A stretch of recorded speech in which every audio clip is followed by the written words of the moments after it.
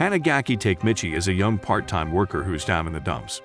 One day, he learns that his ex-girlfriend from junior high school, Takemichi Hanagaki, was eliminated due to a conflict between the Tokyo Manji gang.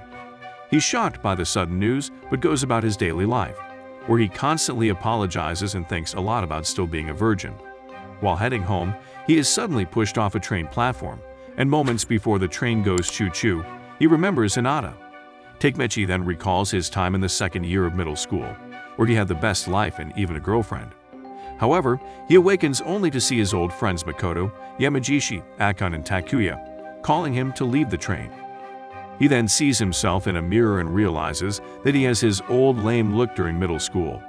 Then, checking his phone, he sees it's the year 2005, which is exactly 12 years ago. They then head to a restaurant to eat, where the squad starts to talk about Takemichi's cousin Masaru, who's the leader of Shibuya 3rd Middle School. If anyone is to mess with them, then they'll name-drop Masaru. Afterwards, the squad heads to settle a score with the second-year students. But Takemichi gets scared as it's been 10 years since he had a challenge. Once in Shibuya, Takemichi starts to wonder where all the second-year students are at. He then starts to recall the actual events that occurred. And in that moment, some third years led by Masataka Kiyomizu appear. He comments that he heard they're looking for their second years, but all the second years are on a school trip. Yamagishi then states they talked with their boss, Masaru, which causes a third year to laugh and call Masaru. Takemichi then recalls that Masaru was actually their errand boy and had lied that he was the leader, as he was trying to show off in front of him. Takemichi and the rest then hit beaten up and inform that they will be now soldiers within the Tokyo Manji gang. During this moment, he recalls how their hellish days started and the real reason he left the town after graduation. While heading home, Takemichi recalls Hinata, so he ditches his friends and goes to her place, as he had forgotten what she looks like. Seeing him beaten, Naoto realizes he had battled again and tells him to stop doing so for stupid things. Takemichi then starts to cry and attempts to leave, telling her that he only wanted to see her. Naoto realizes he's hiding something as he isn't his usual self. After a short talk, he actually leaves crying and sits on some swings. He hears some guys harassing a younger kid and gets angry. He goes and claps one, then tells the rest that he's in a bad mood, and if they don't leave, he will destroy them all. So the guys leave without apologizing.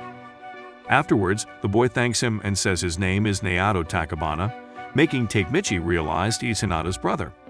Knowing that he will also disappear in 12 years, he asks him if he loves his sister. Takemichi then tells him to take care of his sister and that he loves her. He then reveals that on the same day in 2017, he fell into the train tracks and ended up 12 years in the past. And on that day, Hinata and Naoto will disappear. So he must remember that date to protect his sister. He then shakes Naoto's hand. Takemichi then finds himself in an infirmary at the station and sees it's 2017 again. He guesses this was just a dream, but then wonders how he survived the train incident without a scratch. An older Naoto shows up and tells Takemichi he had changed his fate and that Takemichi had time traveled. He was able to save him with information he has told him in the past. Naoto then reveals he studied really hard and became a police officer. However, he still wasn't able to protect Hinata, who still expired. Naoto then asks Takemichi to help him save his sister. Takemichi agrees to help save Hinata, and Naoto explains his power. Takemichi is able to time travel exactly 12 years ago on the same day. He then spends 2 days without sleep in Naoto's room, where Naoto gives him all the information he had obtained about the Tokyo Manji gang and wants him to remember it. Naoto also reveals that some of the information he's giving him is not known to the media. The info came from his predecessor undercover. Unfortunately, he was discovered and disposed of. However, they found a video recording in his eye socket.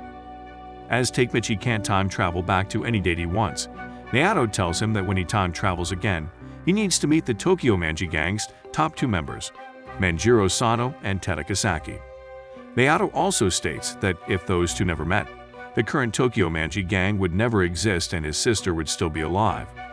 The two then believe that a handshake triggers the time travel, and Naoto informs him that he must prevent Manjiro and Tada from meeting in August. They then shake hands and Takemichi travels back in time to exactly 12 years ago. He then opens his eyes and sees he's in a challenge.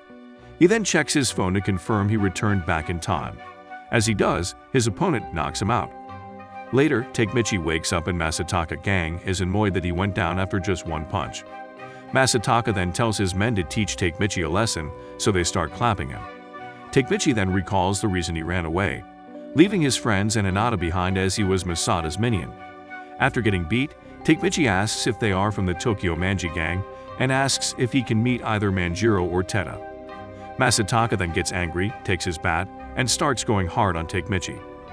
His men then interfere before he actually ends Takemichi. Masataka then warns him that if he mentions Manjiro's name again, he will end him, which scares Takemichi. Scared, Takemichi heads to Naoto to shake his hand. He forgets that Hinata is also there, who's worried that he's beat up again. She states that if she was a boy, she would have protected Takemichi. Takemichi then states he will protect Hina too, but quickly realizes he called her Hina. She then blushes and is happy that he called her that way. After leaving, Takemichi thinks that he doesn't have to save her since they haven't talked in years. But seeing Hinata now, he can't let her slip away. The next day, Takemichi's friends gather in the bathrooms. The Fight Club is becoming a daily thing. Atsushi Sendo reveals that Takuya will be the star today, causing Takemichi to remember that Takuya almost perishes in the fight. The group don't want him to brawl, but they can't oppose Masataka. However, Akon wants to take Takuya's place, but Masataka wouldn't listen. Seeing his friends, Takemichi realizes how much they care for each other and how cool they were. As the challenge is about to start, Kojima faces Takuya, with the odds 6-4 in Kojima's favor. Masataka then gives a signal to start, but Takemichi interrupts the fight. He states it's boring seeing the same lame matches every day and wishes for something more entertaining. He then goes to Masataka and asks him to challenge him. Masataka agrees to challenge him. Seeing Takemichi being beaten, Atsushi approaches the ring, intending to clap Masataka. However, he realizes the crowd had stopped supporting Masataka. As Takemichi is being beaten badly, he refuses to give up. He then tells him that if he wants to win, he'll have to end him, as he isn't giving up. Masataka then asks for his bat, which surprises the crowd as they expected this to be a fist only. Ken Ryuji, the vice commander, appears and tells Masataka to calm down. Behind him, Manjiro Sano tells him that he is out of Doriaki. Suddenly, everyone bows down to greet Commander Manjiro.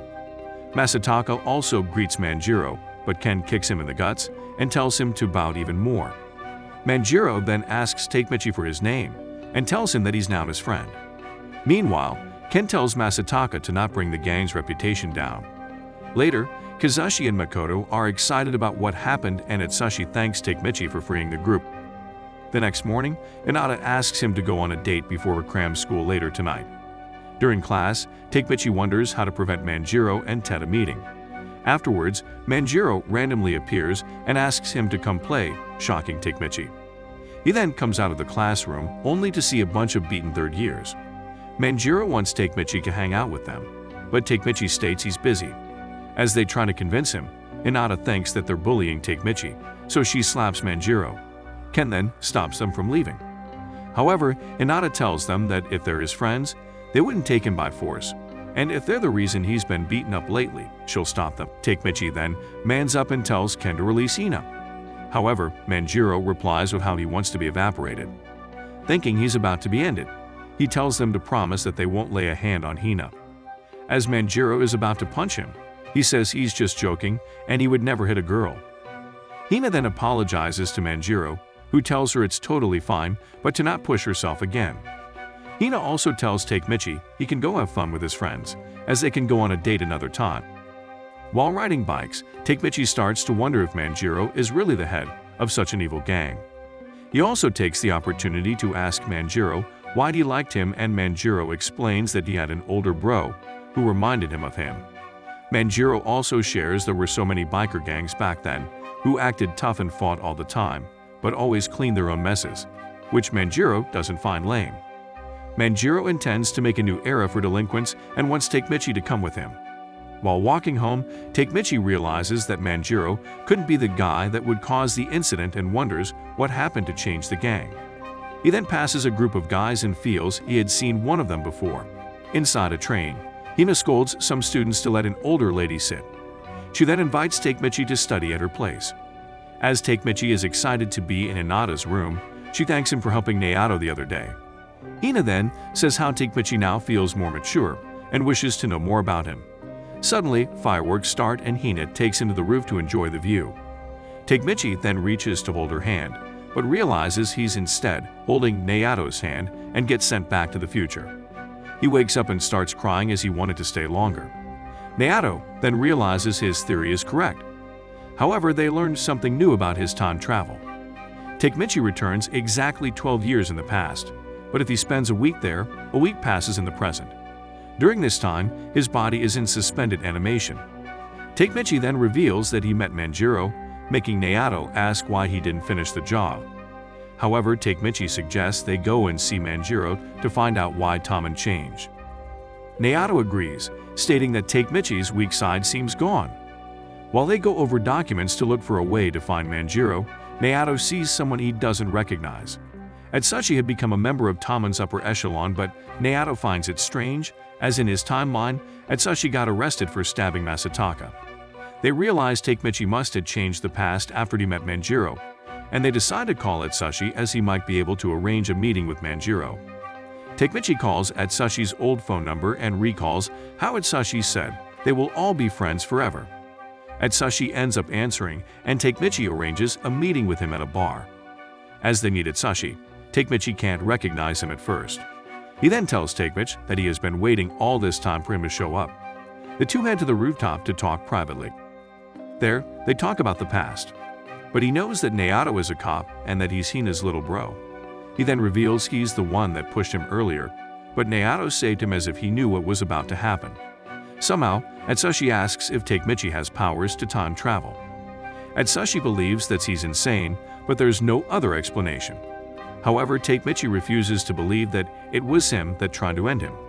Atsushi then reveals that he's Teda's soldier, but everyone in Toman obeys him, as they haven't seen Manjiro in years.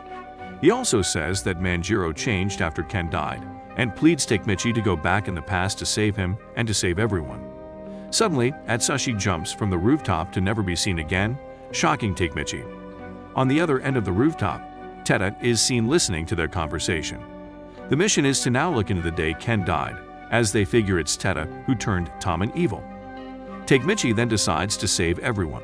The next day, he goes to work only to be fired for missing 2 weeks. Takemichi then asks about his payment, and Hisakawa tells him he'll receive a deposit soon. As he ponders if he should tell past Hinata about the future, Naoto tells him not to do so, as she might find him crazy. With Atsushi beneath the ground, they have to go back to the past. Meanwhile, Naoto reads the news about Ken's death. He finds out that Ken was a casualty as a result of a brawl between Manjiro and Ken's faction. Takemichi can't believe it, as Ken understands Manjiro more than anyone else.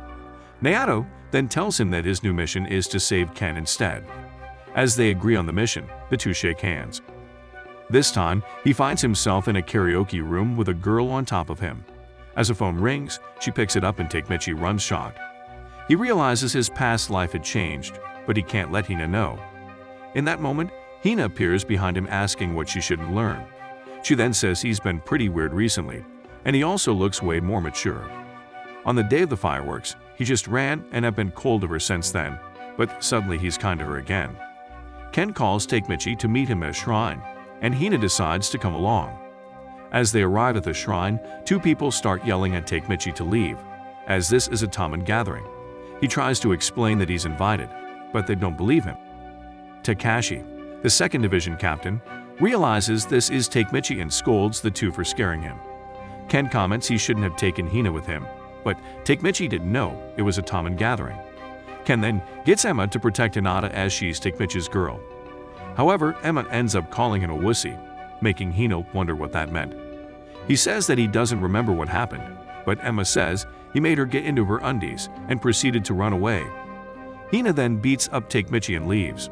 Emma's surprised that he went with her, and explains she isn't actually interested in him.